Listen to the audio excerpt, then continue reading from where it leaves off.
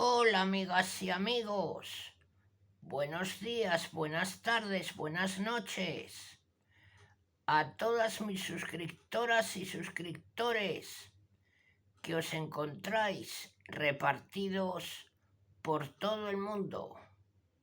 Desde aquí, desde mi ciudad Zaragoza, aquí en España, os mando un saludo y un fuerte abrazo. Nuevamente os doy la bienvenida a mi canal La Comarca, vuestro canal multicultural. En esta nueva ocasión, amigas y amigos, continuamos con el contenido dedicado a la Biblia, el libro de nuestro Padre Dios, y ahora os traigo el siguiente vídeo con la cuarta parte de la introducción general a la Sagrada Escritura. Bueno, amigas y amigos, comenzamos.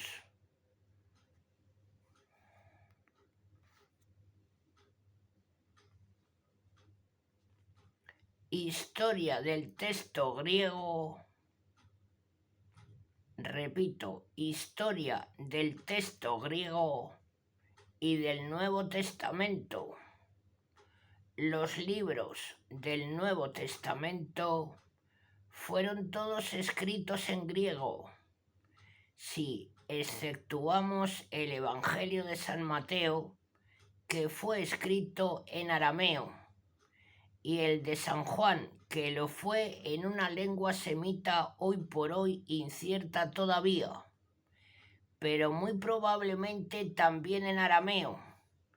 El griego del Nuevo Testamento es el mismo que usaron ya los LXX en su traducción del Antiguo Testamento. Es el llamado griego común o vulgar, el usado durante la época helenística.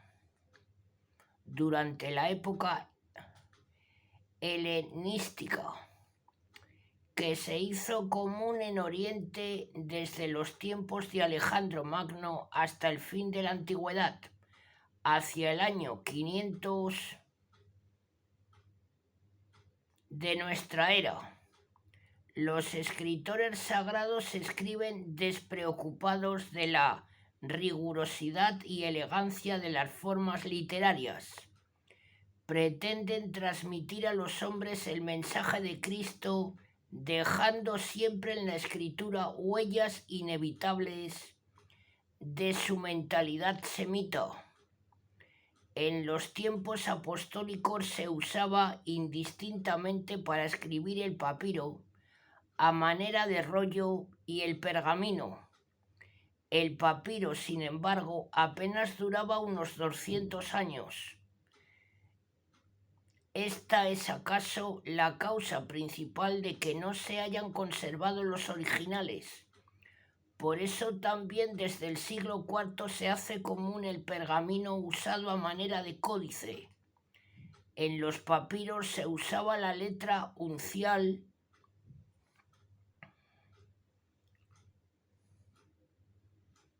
o mayúscula y la cursiva. En los pergaminos se usó la uncial hasta el siglo IX, en que comienza a escribirse exclusivamente la cursiva. Ahora vamos con los códices del texto griego. Aparte del testimonio riquísimo de las citas patrísticas, a través de las cuales se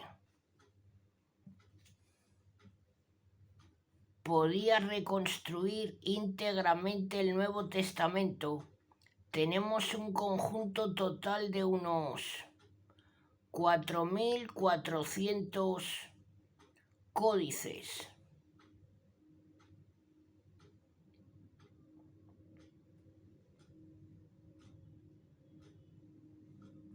Distribuidos en la forma siguiente: 212 unciales, 2.429 minúsculos, 62 papiros, 1.618 leccionarios, se abre paréntesis, pasajes bíblicos para el uso litúrgico, se cierra paréntesis. De todos estos, solo 53 contienen íntegramente el Nuevo Testamento. Entre los códices principales está el Vaticano V, que contiene todo el Antiguo Testamento, versión griega de los LXX, y todo el Nuevo Testamento. Es del siglo IV, probablemente de Egipto. Se conserva en la Biblioteca Vaticana, que le da el nombre. Es tenido como el mejor de todos los códices bajo el punto de vista paleográfico y crítico. El sinaítico. El sinaítico contiene los dos testamentos, tiene una gran afinidad con el Vaticano. Es del siglo IV al V. Fue descubierto por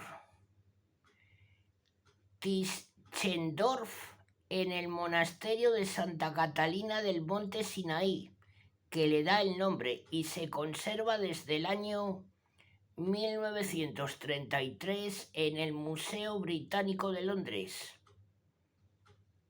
El alejandrino.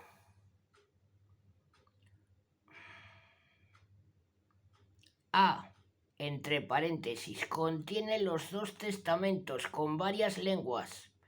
Es del siglo V. Perteneció al patriarca de Alejandría, de donde tomó su denominación, y se conserva también en el Museo Británico.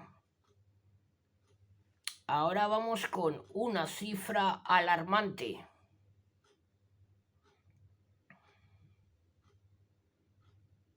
Entre todos los testimonios que tenemos del Nuevo Testamento encontramos 200.000 variantes, es decir, hay más variantes que palabras, pues hay tan solo 150.000 palabras.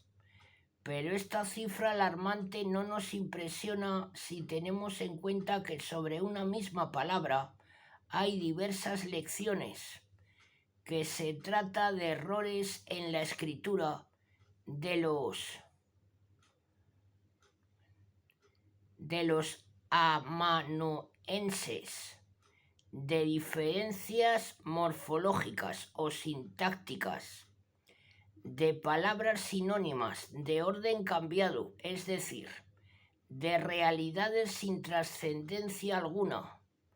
En verdad, solo 200 variantes afectan al sentido, y de estas solo 15 que, sin afectar al dogma, son de cierta importancia, pero aún estas desaparecerán sin duda con el hallazgo de nuevos documentos. Podemos pues afirmar que por una especial providencia de Dios, la Biblia ha llegado hasta nosotros, aun en las cosas accidentales, íntegramente fiel a los autógrafos, cosa que no sucede con ningún libro de la antigüedad. Ahora vamos con las versiones antiguas. La primera versión que conoce la historia es la versión griega de los LXX de la Biblia hebraica. Se hizo lentamente del siglo II al III antes de Cristo para los judíos helénicos.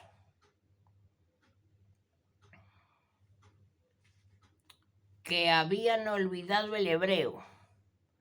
Acusa diversidad de traductores y en general es una traducción muy buena. Se llama también traducción alejandrina, por el lugar en que se realiza.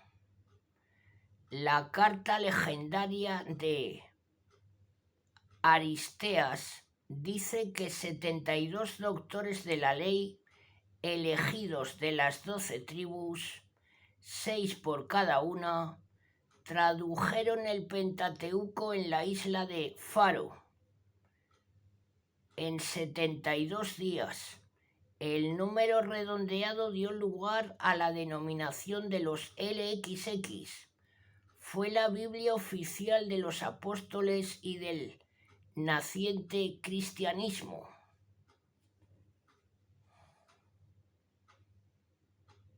En el siglo II después de Cristo se hicieron otras traducciones al griego. La de Aquila, extremadamente servil y apegada al hebreo, la de Teodoción, basada principalmente en la de los LXX, hasta el punto que más que una traducción es una revisión de los LXX, la de Sinmaco, que conserva al mismo tiempo la fidelidad al texto primigento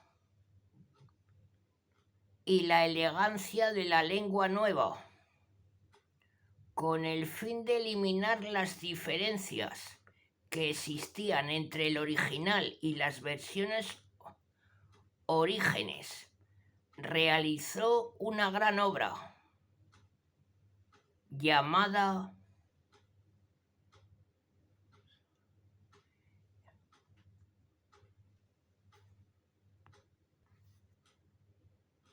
Bueno, amigas y amigos, repito y corrijo. Con el fin de eliminar las diferencias que existían entre el original y las versiones orígenes, realizó una gran obra llamada Esapla, por estar distribuida en 6 columnas. En la primera columna puso el texto hebreo con letras hebreas, en la segunda el mismo texto con caracteres griegos, en la tercera la versión de Aquila, en la cuarta la de Sinmaco, en la quinta la de los LXX, revisada por él, y en la sexta la de Teodoción.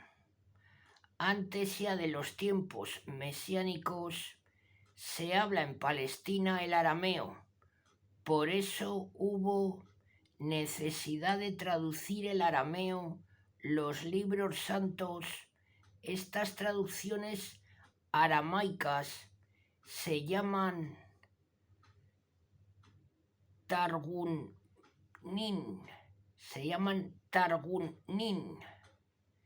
Siguieron versiones a las diversas lenguas orientales, al siríaco, copto, armeno, etiópico, árabe. Entre las versiones occidentales merecen especial mención las antiguas latinas. En el siglo II hay una traducción latina en África proconsular. La hay también posteriormente en Italia, Francia y España, todas ellas con un marcado carácter de servilismo a los originales. Ahora vamos con la Vulgata. Los códices de las versiones latinas presentan numerosas variantes. La desorientación más o menos reinante en los fieles hace que el Papa Dámaso encargue a San Jerónimo la unificación de las versiones existentes.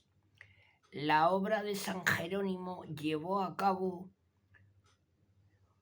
fue, en primer lugar, de revisión. Libros enteros pasaron a la Biblia jeronimiana. Repito y corrijo, a la Biblia jeronimiana, con pequeños retoques. Fue también una obra de traducción, con el fin de poner en manos de los fieles un texto seguro y fiel. En esta tarea de traducción se fija únicamente en los libros protocanónicos. De los deuterocanónicos tradujo tan solo Tobías y Judith, en un día y en una noche respectivamente, a petición de sus amigos. La Biblia de San Jerónimo es pues el resultado de elementos dispares. Revisión del Nuevo Testamento de las viejas versiones latinas, traducción directa de los libros protocanónicos del Antiguo Testamento con los deuterocanónicos de las viejas latinas, excepto Tobías y Judith. Ahora continuamos con vicisitudes históricas de la Vulgata.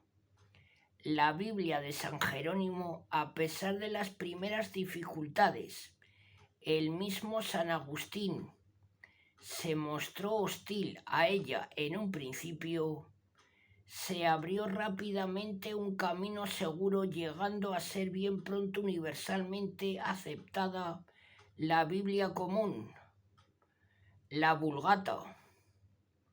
Pero también en ella el tiempo fue dejando el rastro de las imperfecciones. Se hizo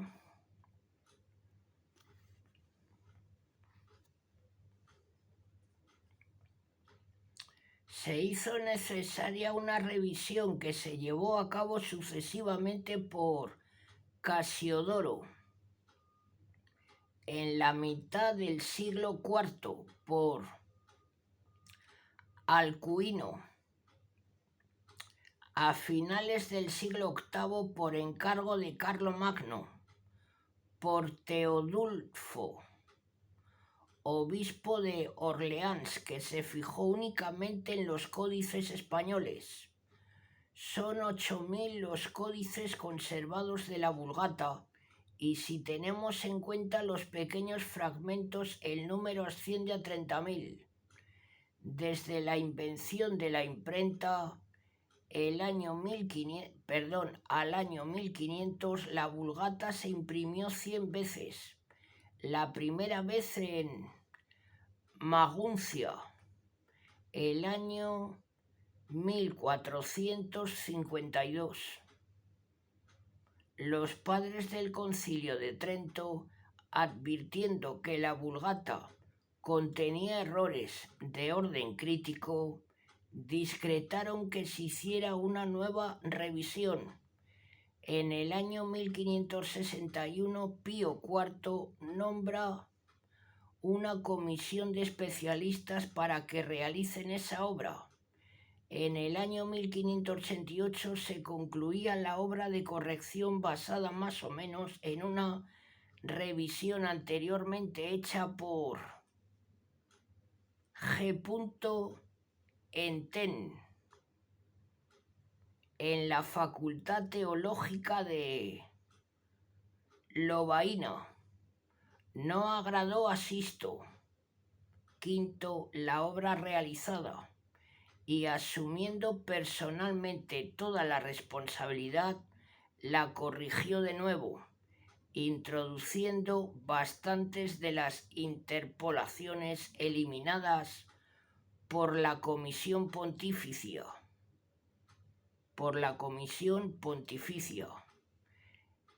Es esta la edición Sistina, cuando sube al trono pontificio Clemente VIII, ordena una nueva corrección para deshacer lo que equivocadamente había hecho su predecesor. Se expurnan de nuevo las interpolaciones, aunque desgraciadamente no todas, y se hace la edición llamada Sisto Clementina, que sigue siendo hoy día la edición oficial en la Iglesia romana. El Concilio de Trento, a pesar de reconocer estos errores de orden crítico, declaró que la Vulgata gozaba de una autenticidad jurídica, como explicará Pío XII en la encíclica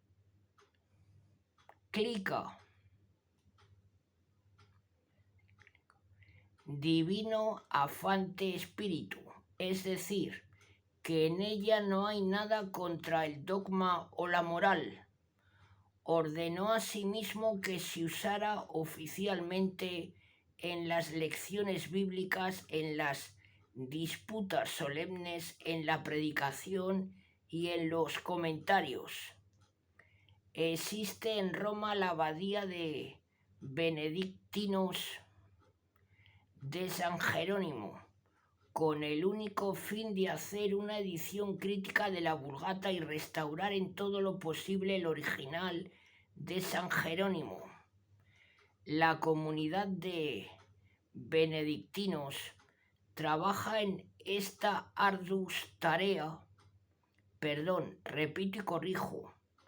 trabaja en esta ardua tarea desde el año 1907 por orden de San Pío X. La obra completa constará de unos entre 26 y 28 volúmenes. Podemos decir que la obra está actualmente mediada. Ahora continuamos con interpretación bíblica, los sentidos de la Biblia. Sentido bíblico es el concepto determinado y concreto que Dios y el hagiógrafo, es decir, el autor principal y secundario de la Biblia, han intentado comunicar a los hombres. Conviene distinguir entre sentido y significado. Significado es la idea inherente a la palabra misma, considerada independientemente de todas las circunstancias que la rodean. El significado es, pues, una fuerza objetiva que radica en la palabra misma o en la expresión. El sentido es, por el contrario, subjetivo en cuanto que radica en la mente del escritor. El sentido ha de ser siempre único, mientras que el significado puede ser múltiple. Entre los posibles significados de una palabra, el autor elige siempre uno, que es el sentido concreto que en cada pasaje tiene la palabra o la expresión gramática. Toda la labor del intérprete de la Biblia está precisamente en averiguar ese sentido que es lo únicamente inspirado. Ahora continuamos con el sentido literal. Pero este sentido puede ser expresado por medio de palabras, sentido literal, o por medio de cosas, sentido típico. La Biblia es un libro entrañablemente humano. El escritor sagrado, antes de ser sagrado, es escritor.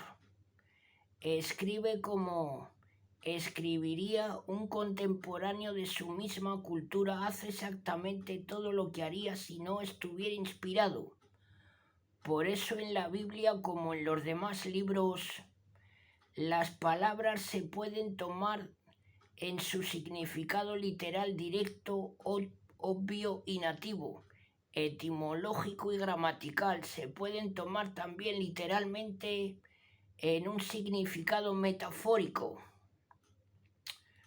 Podrá ser finalmente que esas palabras, además del sentido explícito que ofrecen en su primera lectura racional, contengan un sentido implícito oculto a primera vista y que tiene que ser desentrañado mediante una sencilla explicación que no llega nunca a ser un raciocinio, donde de una verdad se deduce lógicamente otra diversa.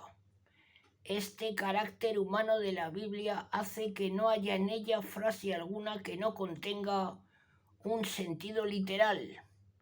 Dios habla a hombres por medio de los hombres y a la manera de los hombres.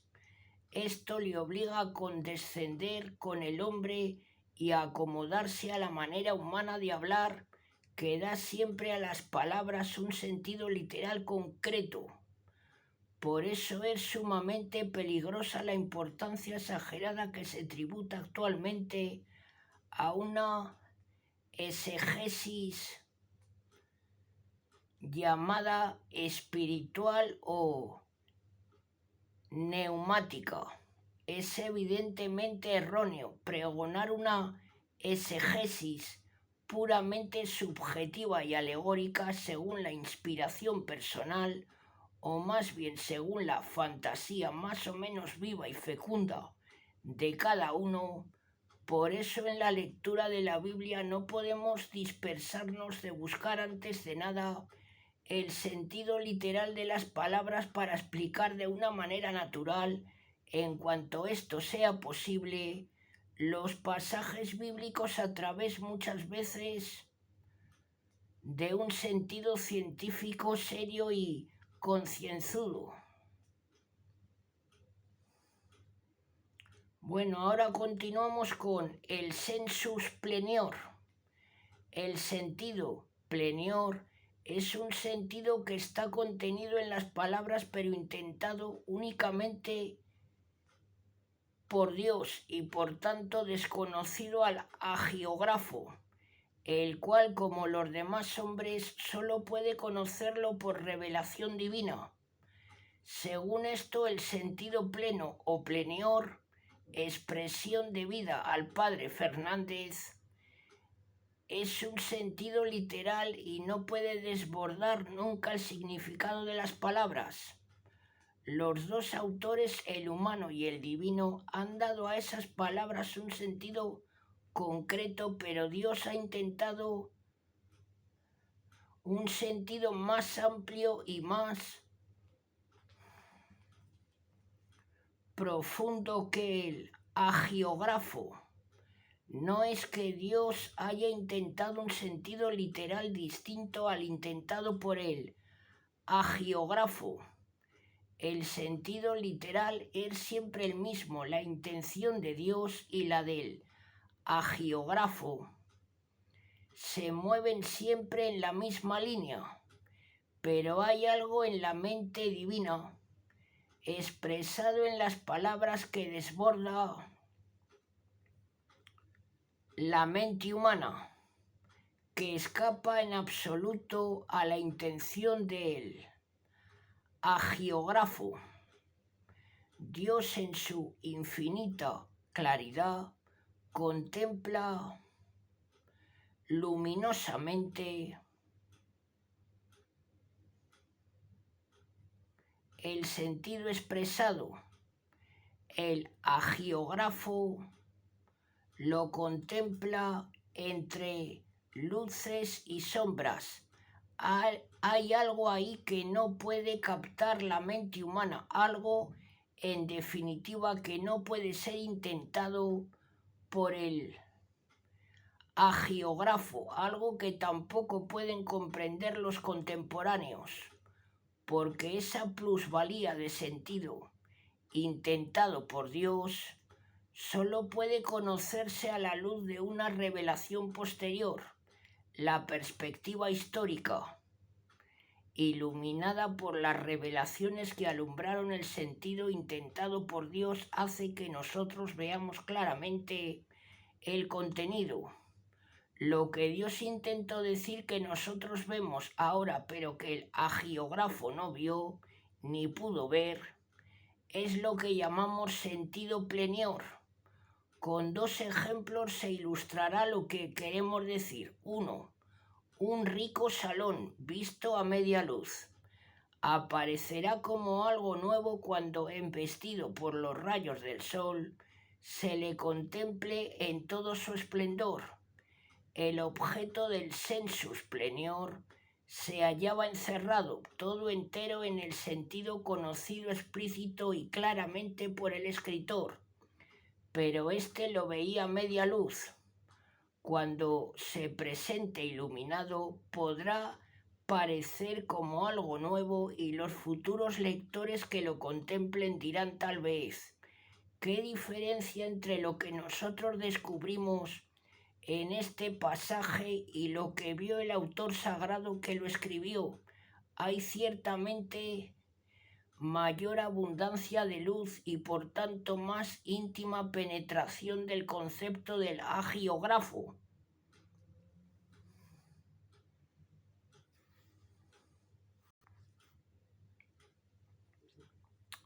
2. Es a manera de una visión en ángulo, el profeta y Dios están colocados en el vértice, pero el profeta con respecto a Dios es miope y solo alcanza a ver a corta distancia, cuando los lados del ángulo apenas han comenzado a abrirse, mientras que Dios con su mirada larga, infinita, alcanza a ver todo lo contenido en esos dos brazos del ángulo, que se abren y se extienden largamente, aquello de más allá que no alcanza a ver el agiógrafo o que ve confusamente, que solo ve Dios y que vemos ahora también nosotros, es lo que llamamos sentido plenior. En el caso de la inspiración, por lo que tiene de sobrenatural, es posible que Dios use un instrumento libre, como el hombre, para transmitir una doctrina que sobrepasa la conciencia humana del agiógrafo. El agiógrafo tiene una potencia obediencial para servir de instrumento en todo aquello que Dios intente comunicar sobrenaturalmente a los hombres. Dios canaliza su mensaje a través del agiógrafo, pero éste no puede en modo alguno recortar la intencionalidad de Dios con su propia virtualidad. Por el contrario, Dios puede conseguir sobrenaturalmente, a través del agiógrafo, un efecto desproporcionado a las fuerzas naturales del hombre. En todo caso, el hombre actúa como instrumento, pues obra bajo el influjo de la causa principal, que es Dios. El agiógrafo actúa vitalmente como escritor y como instrumento, y lo que importa es que sirva ministerialmente al efecto intentado, que puede incluso rebasar la virtud natural del hombre. Si se tratara de una instrumentalidad puramente natural, el agiógrafo tendría que ser absolutamente consciente de toda la doctrina comunicada en las palabras que él escribe. Pero al tratarse de una instrumentalidad sobrenatural, ya no se requiere necesariamente esa conciencia plena de todo el mensaje que llevan sus palabras. Ahora vamos con sentido típico. Además del sentido literal,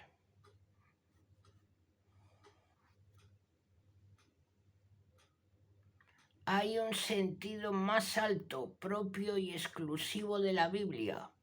Es el sentido típico, un sentido que Dios puso en las cosas, en los acontecimientos, en las personas del Antiguo Testamento, para que anticipadamente significaran las cosas que habían de verificarse en el Nuevo. Este sentido radica tan solo en la mente divina. Se oculta en absoluto al escritor sagrado, y para que podamos llegar a su conocimiento necesitamos que Dios nos lo revele, porque lo que Dios piensa solo podemos conocerlo si Él nos lo dice. Este sentido especial se ha llamado indistintamente en la literatura eclesiástica sentido real, espiritual, místico, alegórico y simbólico, en cuanto que radican las cosas o en un sentido superior al literal, o es misterioso, o expresa algo diverso a lo que dice la letra. Conviene, sin embargo, distinguirlo de la parábola, que es una comparación prolongada en una narración ficticia con un fin didáctico, de la alegoría, que es una metáfora prolongada del símbolo, que es un signo o una acción esencialmente ordenado a significar otra cosa, y en donde esta cosa significada, que es una idea o un suceso futuro, es el sentido simbólico de la fábula, que es la narración ficticia de una cosa que, por ser inverosímil, no puede suceder nunca, y en donde se hacen intervenir a seres inanimados y a los brutos como teniendo uso de razón, casi siempre con un fin doctrinal moral. El sentido típico puede tener por objeto la iglesia establecida en la tierra y el autor de ella, es decir, Jesucristo. Adán es tipo o figura de Jesucristo.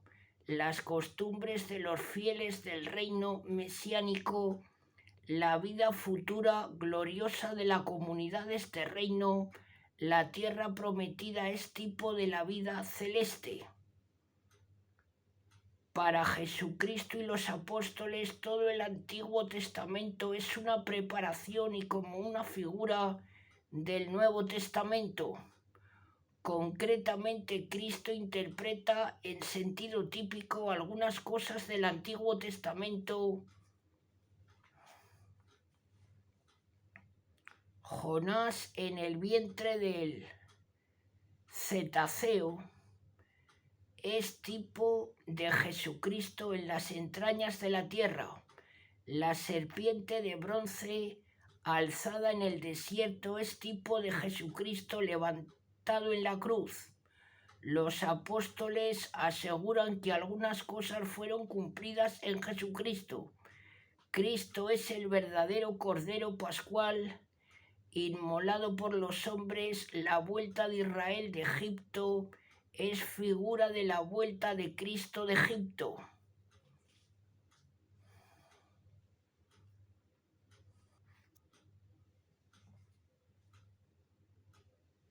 La exegesis de los santos padres fue eminentemente tipológica, juzgando a veces que el sentido típico era el alma de la Sagrada Escritura. En la liturgia se hace uso frecuente del sentido típico. El tránsito del Mar Rojo es figura del bautismo cristiano. Isaac dispuesto al sacrificio con el haz de leña a las costillas es figura de Jesucristo con la cruz a cuestas camino del Calvario. Pero al tratar del sentido típico hemos de evitar el exceso de los que ven siempre un sentido figurativo en todos los pasajes de la Biblia, los figuristas, porque entonces la explicación de la Biblia tiene que adoptar inevitablemente un carácter alegórico, como llegó a pensar la escuela alejandrina, especialmente en los tiempos de Orígenes, y pensaron en el siglo XVI y XVII algunos autores.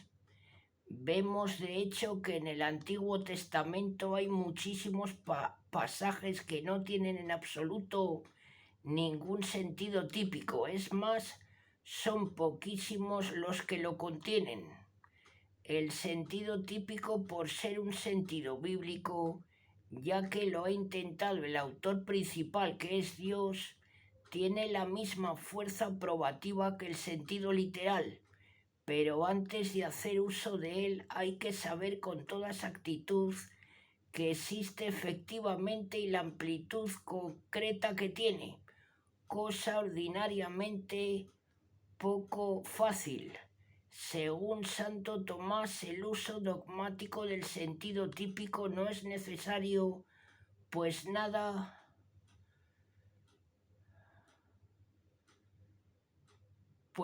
necesario a la fe se contiene en él, que no esté también manifiestamente contenido en el sentido literal. Ahora vamos con sentidos no bíblicos. Conviene también que hagamos referencia al sentido consecuente y al sentido acomodaticio. El sentido consecuente es el que se obtiene mediante un raciocinio, en el que la premisa mayor está inspirada y la menor es una verdad de razón, siguiendo las leyes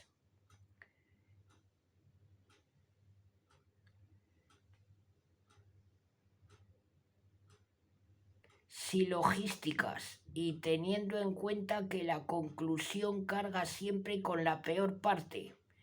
El sentido consecuente es siempre un sentido de razón, nunca inspirado. Equivale en teología a la conclusión teológica y en las censuras teológicas al teológicamente cierto. Nunca tendrá, por tanto, fuerza probativa escriturística, aunque la tenga teológica. Puede ser que de una proposición inspirada en el Antiguo Testamento un autor sagrado del Nuevo deduzca una verdad, elaborando un verdadero raciocinio. En este caso, el sentido consecuente es verdadero sentido bíblico. Con frecuencia se suele dar a las palabras de la Biblia un sentido acomodaticio. Se puede hacer la acomodación que, dando a las palabras un genuino sentido, las aplica luego a otras cosas, pero es ilícita la que, apoyándose únicamente en la semejanza externa del sonido de las palabras, cambia totalmente el sentido bíblico. No es lícito igualmente, además de ser una falta de respeto al libro santo, usar jocosamente sus palabras, como ya lo dijo el Concilio de Trento. Ahora vamos con métodos para interpretar las Escrituras. El intérprete de la Sagrada Escritura tiene que seguir un método concreto, a veces nada fácil, para encontrar el sentido. Tiene que ir aplicando reglas de interpretación comunes a la interpretación de cualquier otro libro y las reglas propias de la Biblia. Haciendo uso obligado de las reglas comunes, lo primero que ha de hacer es asegurar la lección primitiva, pues es posible que los copistas, al transcribir los códices, no hayan reproducido los pasajes de una manera enteramente exacta. Tiene luego que examinar la fuerza etimológica de las palabras, para lo que necesita conocer a fondo si quiere investigar directa y personalmente las lenguas originales, hebrea, aramea y griega. Tiene que conocer también las lenguas afines orientales. El siríaco le será muy útil para la crítica textual, el árabe para mejor conocer la fuerza del hebreo y del arameo, el sumerio, el egipcio, el babilónico, para ilustrar el Antiguo Testamento por medio de los documentos euneiformes y jeroglíficos existentes. tiene que conocer las versiones antiguas, especialmente la traducción griega de los LXX, de la que se puede servir para reconstruir el original hebreo. Tiene que conocer el estilo característico de los orientales, con el uso frecuente de las figuras retóricas atrevidas y ajenas a nuestro estilo. Será necesario que penetre en el contenido poético que entrañan, adaptando su mentalidad a la de los orientales. Es preciso, además de pesar con gran cuidado el valor de las palabras en sí mismas, la significación de su contexto, y al examinar el contexto ha de tener en cuenta la mutua armonía que lógicamente tienen entre sí las diversas partes de un libro, incluso de todos los libros de un mismo autor. Los pasajes oscuros de un autor se han de explicar siempre por los claros. Ha de tener en cuenta las leyes psicológicas de la asociación de ideas. El lector se tiene que revestir de la condición intelectual y sentimental del autor para poder comprender las reacciones psicológicas que le inducen a escribir de tal o cual manera. A este respecto es sumamente interesante conocer el temperamento afectivo e imaginativo de los orientales, especialmente en la poesía lírica. Ha de tener en cuenta el contexto óptico o profético que se da cuando el profeta describe dos sucesos históricos distantes entre sí cronológicamente, tan íntimamente unidos que parece que se realizan al mismo tiempo. De hecho, el profeta no hace distinción cronológica entre ellos, o porque él mismo no lo ve con precisión, o porque los propone unidos con una conexión íntima, pero en realidad uno de los sucesos es contemporáneo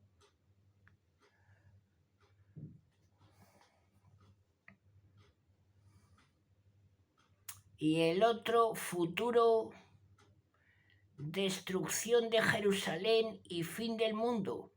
En San Mateo, el intérprete tiene que acudir asiduamente a los lugares paralelos semejantes entre sí, bien sea en las palabras, bien en las ideas, porque muchas veces solo la consulta de los lugares paralelos puede hacernos llegar al significado exacto de los pasajes oscuros. Por último, se ha de fijar cuidadosamente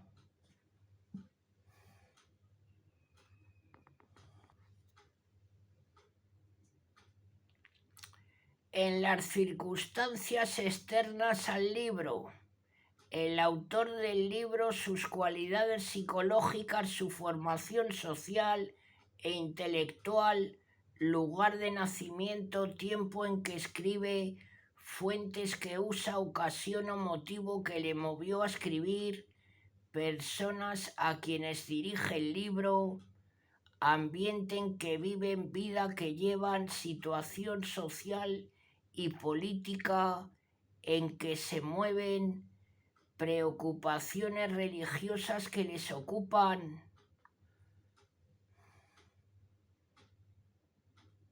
fin que se propone el autor al escribir, ya que el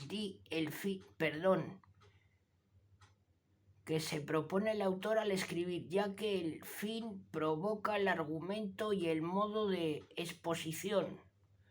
Además de estas normas comunes de interpretación, el intérprete de la Biblia tiene que tener en cuenta unas reglas propias y específicas. Ha de fijarse en primer término en el sentido ocasionalmente dado al pasaje por la Iglesia, pues a ella pertenece por derecho propio la interpretación de las Sagradas Escrituras, bajo la asistencia del Espíritu Santo. Nadie, dice el Concilio de Trento, pretenda extender la misma Sagrada Escritura, violentando el sagrado texto según su sentir particular contra el sentido que ha dado y da la Santa Madre Iglesia, a la que corresponde juzgar del verdadero sentido e interpretación de las Sagradas Escrituras, porque Dios no encomendó las Escrituras al juicio privado de los doctores, sino que las entregó para su interpretación al magisterio de la Iglesia. Hay que ajustarse igualmente a la interpretación de los santos padres cuando en una mayoría moral dan un mismo sentido a un pasaje de dogma o de moral, pues en este caso representan la tradición y no pueden en manera alguna equivocarse. Por último, hay que acudir a la analogía de la fe o armonía que reina entre todas las verdades de la revelación que custodia la Iglesia. Ahora vamos con las versiones españolas. Biblia Alfonsina, hecha del latín e insertada en la Crónica General por Alfonso X el Sabio, incompleta. Biblia de Alba, traducida del hebreo por el judío Arragel de Guadalajara, el manuscrito del siglo XV, propiedad del duque de Alba. Se publicó en Madrid entre los años 1920 a 1922. Biblia ferrariense, hecha del hebreo por judíos españoles desterrados de España y residentes en Italia. Se publicó en Ferrara en el año 1553. Casiodoro de la Reina.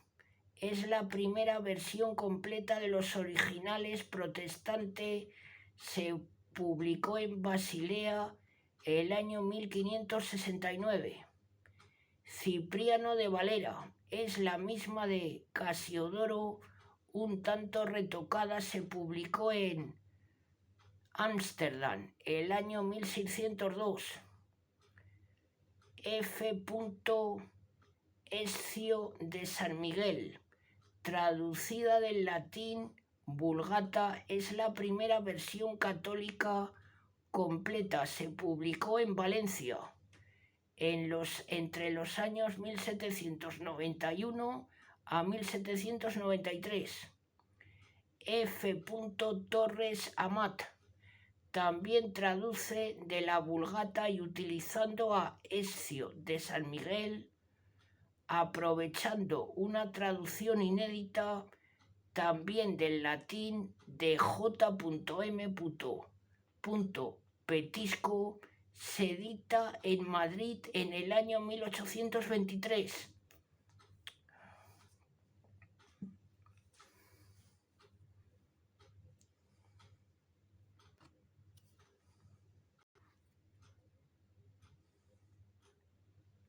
Buenos Aires. En Buenos Aires se han hecho 3 ediciones principales. Una titulada Biblia Medieval Romanceada. Está hecha según los manuscritos del Escorial y editada por Américo Castro.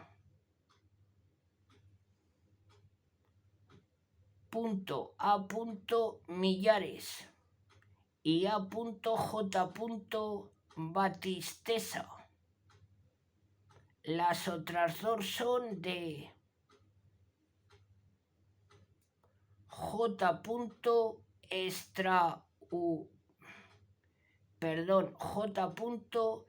Straubinser.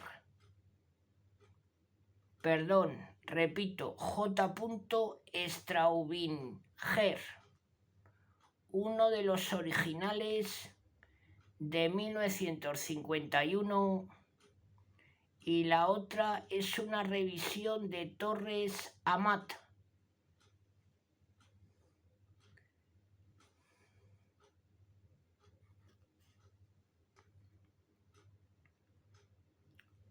Nácar Colunga. Es la primera edición católica completa de la Biblia de los originales. Madrid, 1944.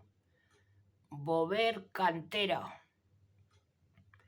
También de los originales. Madrid, 1947.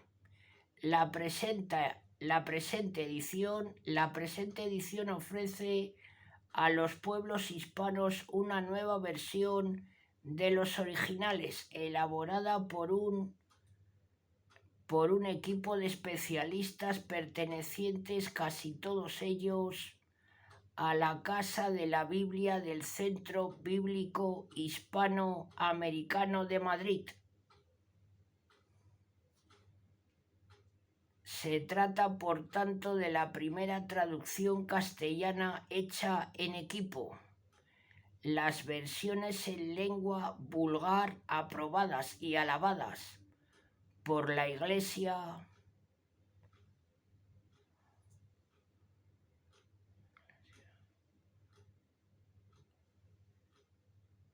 están siempre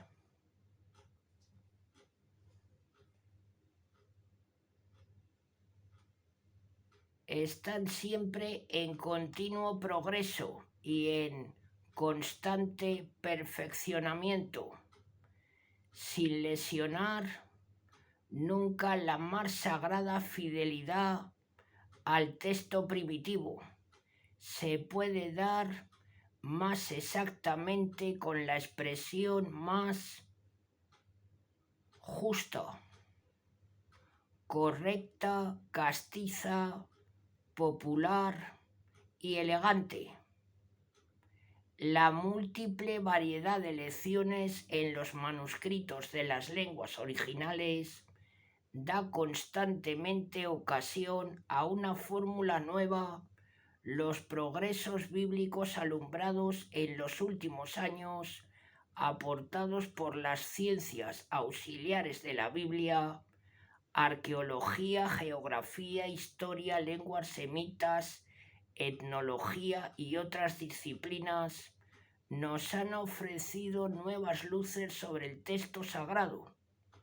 Las versiones extranjeras de estos años, llevadas a cabo también por equipos especializados, Biblia de Jerusalén, han hecho avanzar prodigiosamente al conocimiento más exacto de los originales y han dado con las expresiones adecuadas y actuales dentro de la elegancia literaria de las lenguas modernas. Nos hacía falta también a nosotros esta labor en equipo que multiplica frutos y unifica criterios. Esta unidad de criterios sale al paso en cuanto es posible de la inevitable variedad en esta clase de obras. El equipo de revisión ha procurado respetar en lo posible la obra de cada traductor, pero dirigido en todo caso por la misma norma de unificación universal. A pesar de todo, somos conscientes de antemano de las imperfecciones que estas obras arrastran. Pretendemos llegar a conseguir una versión castellana que sea realmente la Vulgata entre todos los pueblos de lengua española. Para este fin apostólico, noble sin duda y de común provecho, recibiremos de buen grado y con agradecimiento sumo cuantas críticas y sugerencias lleguen a nuestras manos de cualquier parte que sea.